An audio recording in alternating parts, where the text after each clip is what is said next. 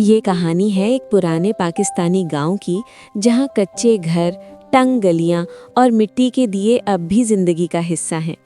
इसी गांव में रहती थी सुगरा अम्मा, एक घरेलू और सब्र वाली माँ, और उसकी बेटी हिना, जो उम्र में छोटी मगर जिम्मेदारी में बहुत बड़ी थी। माँ बेटी की जिंदगी सिंपल थी, लेकिन एक दूसरे के बगैर अधूरी।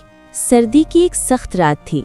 हवा कच्चे घर की दीवारों से टकराकर कमरे को और ठंडा कर रही थी। सुगरा अम्मा कमज़ोर जिस्म के साथ चारपाई पर लेटी हुई थीं। बुखार और खांसी ने उसे बिल्कुल निढाल कर दिया था।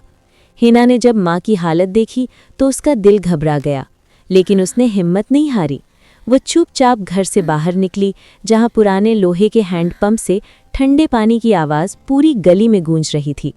ठंडी हवा में कांपते हुए हाथों से उसने पानी भरा और अंदर आकर माँ को बाहर दहलीज पर बिठाया, ताकि थोड़ी सांस और सुकून मिल सके। फिर वो जुगाड़ू रसोई में गई, जहाँ मिट्टी का चूल्हा, थोड़ा सा दूध और घर के पुराने नुस्खे उसका सहारा थे। हल्दी, अदरक और शहद मिलाकर उसने गर्म दूध तैयार किया और मिट्टी के दिए की रोशनी में माँ के पास आकर प्यार से गिलास उसके होंठों से लगाया। सुगरा अम्मा ने बेटी का हाथ मजबूती से पकड़ा, और उस पल उसे महसूस हुआ कि इस ठंडी रात में सबसे बड़ी दवा उसकी बेटी का प्यार है।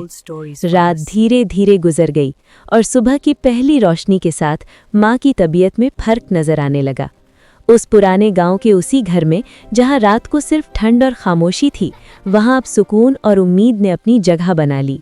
ये कहानी हमें ये सिखाती है कि जब नीयत साफ हो और रिश्ता सच्चा हो, तो छोटी सी कोशिश भी किसी की जिंदगी में बड़ी शिफा बन सकती है।